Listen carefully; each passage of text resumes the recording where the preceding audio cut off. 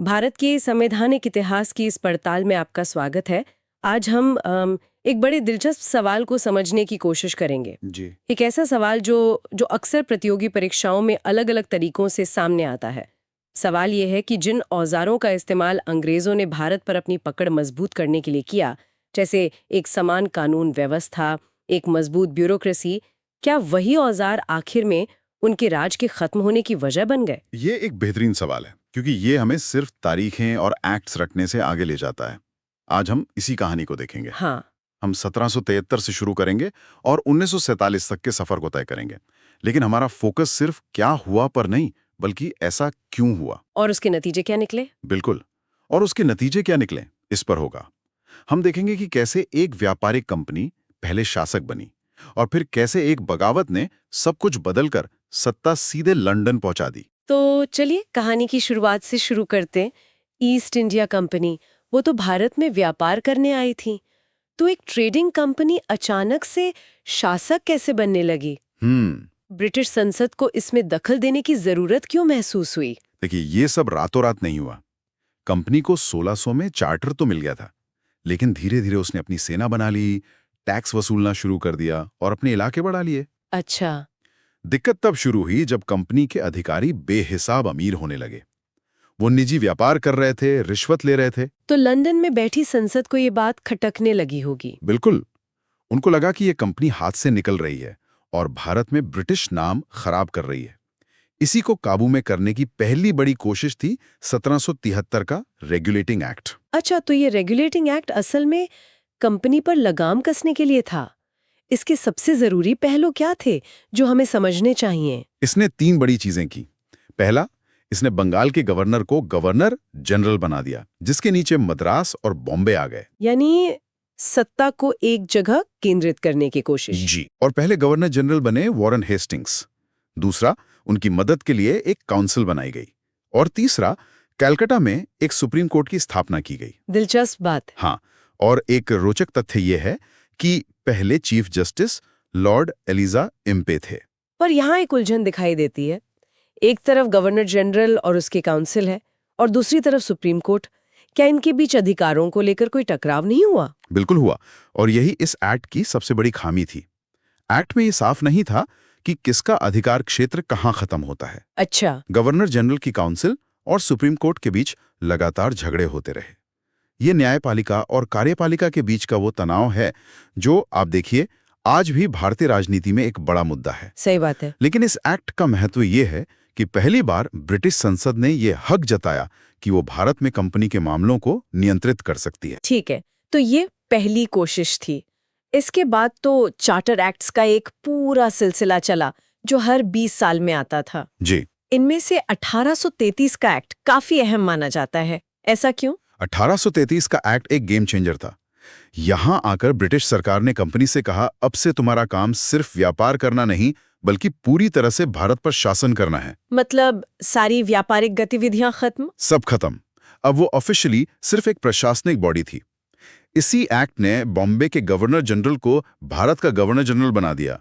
तो Lord William Bentinck सिर्फ बॉम्बे के नहीं, बल्कि पूरे ब्रिटिश भारत के पहले गवर्नर जनरल बने। तो मतलब व्यापार का मुखौटा पूरी तरह उतर गया। अब ये सिर्फ और सिर्फ साम्राज्य था। इस एक्ट ने प्रशासन को और कैसे बदला? इसने सत्ता का जबरदस्त केंद्रीकरण किया। बॉम्बे और मद्रास के गवर्नरों से कानून बनाने की शक्ति वो छीन ली गई। पूरी तरह से? हाँ, अब पूरे ब्रिटिश भारत के लिए कानून बनाने का अधिकार सिर्फ गवर्नर जनरल और उसकी काउंसिल को था। और इसी काउंसिल में एक नया सदस्य जुड़ा गया, विधि सदस्य या लॉ मेंबर, जिसका काम सिर्फ कानूनी सलाह देना था। बिल्कुल। और पहले विधि सदस्य थे लॉर्ड मैकाले, एक ऐसा नाम जिसे कोई नहीं भूल सकता। मैकाले। तो क्या भारतीय कानूनों की बनने की कहानी यहाँ से शुरू होती है? हाँ, यहीं से नींव पड़ी। मैकाले की अध्यक्षता में ही 1834 में भारत का पहला विधि आयोग यानी लॉ कमीशन बना। अच्छा। इसी आयोग ने सालों की मेहनत के बाद भारतीय दंड संहिता यानी इंडियन पीनल कोड का ड्राफ्ट तैयार किया, जो आज भी हमारे कानूनी सिस्टम की रीढ़ है। तो आप देख सकते हैं कि भारत की आज के कानूनी और प्रशासनिक व्यवस्था की जड़ें कितनी गहरी हैं। जी। और इसी दौर में उस सर्विस की भी नींव पड़ी जिसे स्टील फ्रेम या इस्पात का ढांचा कहा जाता था, इंडियन सिविल सर्विस, ICS। ये कैसे बनी? आईसीएस की औपचारिक शुरुआत 1853 के चार्टर एक्ट से हुई। हाँ। इस एक्ट ने कंपनी के डायरेक्टरों की मनमानी खत्म कर दी, जो पहले अपने पसंदीदा लोगों को नामांकित करते थे। हाँ, वो नेपोटिज्म वाली बात। जी, अब आईसीएस में भर्ती के लिए एक खुली प्रतियोगी परीक्षा शुरू की गई, लेकिन इसमें एक पेंच था। पेंच क्या मतलब? पेंच ये था कि ये परीक्षा सिर्फ लंदन में होती थी। सिलेबस पूरी तरह से ब्रिटिश था और उम्र सीमा 18 से 23 साल थी। बस। और तो और परीक्षा पास करने के बाद घुड़सवारी का टेस्ट भी देना पड़ता था। घुड़सवारी? आप सोचिए, एक आम भारतीय नौजवान के लिए इन सब शर्तों को पूरा करना लगभग नामुमकिन था। मतलब सिर्फ किताबी कीड़ा होने से काम नहीं चलता था, आपको एक एक्शन हीरो भी बनना पड़ता था। तो क्या इस सिस्टम में भारतीयों के लिए कोई जगह थी ही नहीं? जगह थी, लेकिन बहुत नीचे। हाँ। सर्विस को 2 हिस्सों में बांटा गया था, कोवेनेंटेड और अनकोवेनेंटेड। अच्छा, ये क्या था? कोवेनेंटेड यानी सारे बड़े और ताकतवर पद जो सिर्फ अंग्रेजों के लिए थे। अनकोवेनेंटेड यानी छोटे-मोटे पद जिन पर भारतीयों को रखा जाता था। ये एक तरह की कानूनी कांच की छत थी। मतलब एक ग्लास सीलिंग? हाँ, जो किसी भी भारतीय को काबिलियत के बावजूद साम्राज्य के शीर्ष पदों तक पहुंचने से रोकती थी। इसी एलीट सर्विस का ढांचा आजादी के बाद भारतीय प्रशासनिक सेवा यानी आईएएस के रूप में सामने आया। तो कंपनी एक केंद्रीकृत इस्पात का ढांचा बना रही थी, जिसे हमेशा के लिए चलने के लिए डिजाइन किया गया था। लेकिन इस ढांचे के नीचे की जमीन बेहद अस्थिर थी और 1857 में इस पर एक ऐसा भूकंप आया जिसने सब कुछ हिलाकर रख दिया। आपने बिल्कुल सही कहा। 1857 का विद्रोह सिर्फ एक सैनिक बगावत नहीं थी, उसने कंपनी शासन की हर एक कमजोरी को उजागर कर दिया। सही। लंदन में बैठे लोगों को समझ आ गया कि एक मुनाफा कमाने वाली कंपनी के भरोसे भारत जैसे विशाल देश को नहीं छोड़ा जा सकता। कंपनी का प्रशासन वो भ्रष्टाचार और अक्षमता का प्रतीक बन चुका था। खासकर वो दोहरी सरकार वाली व्यवस्था। बिल्कुल, जहां बोर्ड ऑफ कंट्रोल और कोर्ट ऑफ डायरेक्टर्स के बीच खींचतान चलती रहती थी, 1857 ने उस व्यवस्था पर आखिरी कील ठोक दी। तो विद्रोह के बाद जब धूल बैठी तो सत्ता का समीकरण कैसे बदला? 1858 के भारत सरकार अधिनियम ने क्या किया? 1858 का अधिनियम एक तरह से सत्ता का रीसेट बटन था। इसने ईस्ट इंडिया कंपनी को पूरी तरह खत्म कर दिया। पूरी तरह से? जी, बोर्ड ऑफ कंट्रोल और कोर्ट ऑफ डायरेक्टर्स सब खत्म। अब कोई बिचौलिया नहीं था।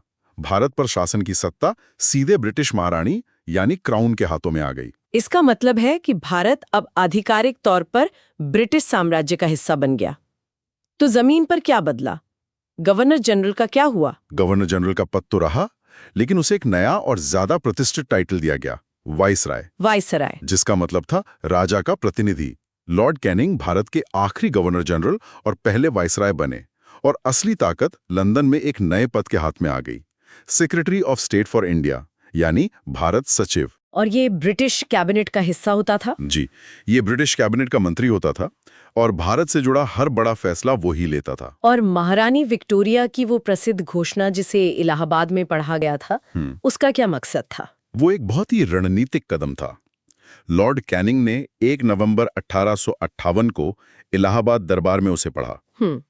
उस घोषणा में भारतीय राजाओं को उनके अधिकार और सम्मान वापस देने का वादा किया गया था।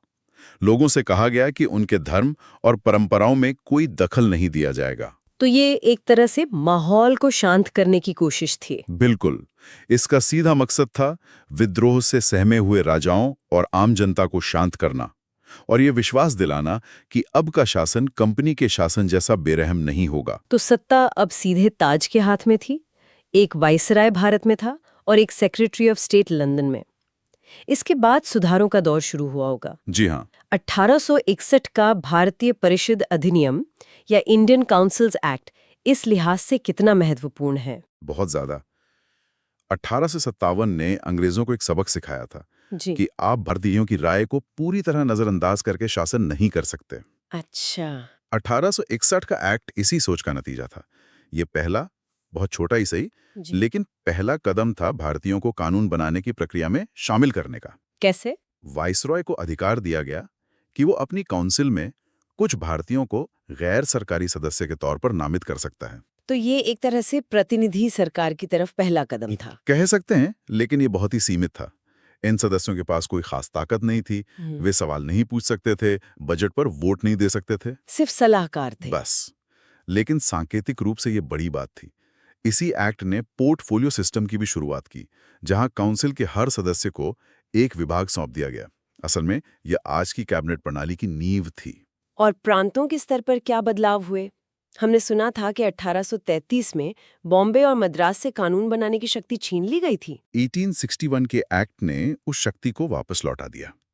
ये विकेंद्रीकरण की शुरुआत थी।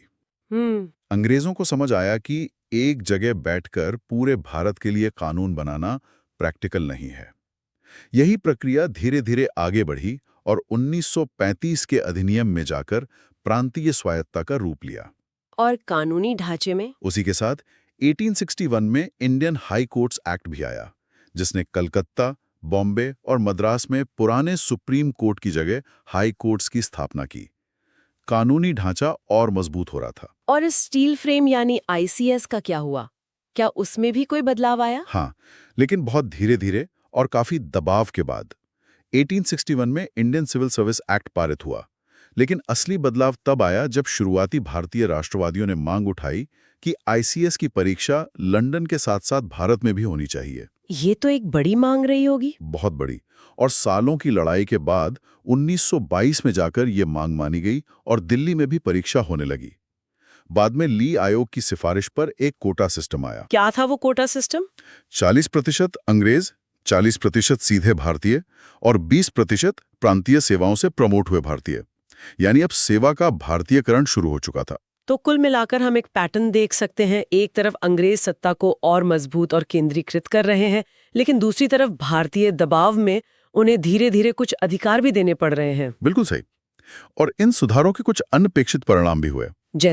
जैसे सेना का पुनर्गठन लड़ाकू जातियों के सिद्धांत पर किया गया, जिसमें गोरखा और पंजाबियों को प्राथमिकता दी गई। ये फूट डालो और राज करो की नीति का हिस्सा था। परिषदों में भारतीयों का सीमित प्रतिनिधित्व शिक्षित वर्ग को और नाराज कर रहा था। उन्हें लग रहा था कि ये सुधार सिर्फ दिखावा है। और इसी असंतोष ने राष्ट्रवाद की आग को और हवा दी होगी। बिल्कुल, जिसके चलते 1885 में भारतीय राष्ट्रीय कांग्रेस की स्थापना हुई। तो जो हम शुरू में बात कर रहे थे वो यहाँ साफ दिख रहा है। अंग्रेजों ने जो संस्थाएं बनाई वो धीरे धीरे भारतीयों के लिए अपनी मांगे रखने का मंच बन गई। हाँ, जैसे 1892 का भारतीय परिषद अधिनियम कांग्रेस की मांगों की ही प्रतिक्रिया थी। इसमें गैर सरकारी सदस्यों की संख्या बढ़ाई गई और पहली बार उन्हें बजट पर बहस करने का अधिकार दिया गया, हालांकि वोट करने का नहीं। फिर भी एक छोटा कदम तो था। एक छोटा कदम था, पर इसने उस नींव को और पक्का किया जिस पर भविष्य की प्रतिनिधि सरकार की इमारत खड़ी होनी थी। तो इस पूरी कहानी का निचोड़ क्या है? अगर हमें इसे कुछ पंक्तियों में समझना हो तो क्या कहेंगे? निचोड़ ये है कि भारत का संवैधानिक विकास एक सीधी रेखा में नहीं हुआ। यह दबाव और प्रतिक्रिया की एक कहानी है। कंपनी के बेलगाम शासन पर संसद ने लगाम कसी। 1857 के विद्रोह ने कंपनी राज को खत्म कर ताज के सीधे शासन की शुरुआत की। और ताज के शासन ने नियंत्रण के लिए जो प्रशासनिक और कानूनी ढांचा बनाया, उसी ढांचे का इस्तेमाल भारतीय राष्ट्रवादियों ने स्वशासन की मांग के लिए किया। और यही हम अपने शुरुआती सवाल पर वापस आते हैं। तो क्या ये कहना सही होगा कि साम्राज्य ने अनजाने में अपने ही पतन के बीज बो दिए थे? ये कहना काफी हद तक सही है। एक एकीकृत कानूनी व्यवस्था, एक अखिल भारतीय सिविल सेवा, रेलवे जिसने देश को जोड़ा, और विधान परिषदें जहां पहली बार भारतीय अपनी आवाज उठा सकें, ये सब बनाए तो गए थे साम्राज्य को चलाने के लिए। लेकिन इन्हीं ने एक अखिल भारतीय चेतना को जन्म दिया। बिल्कुल, ये वो अखाड़े बन गए जहां स्वतंत्रता संग्राम की लड़ाई लड़ी गई। तो आज की चर्चा को खत्म करते हुए श्रोताओं के लिए एक सवाल छोड़ जाते हैं।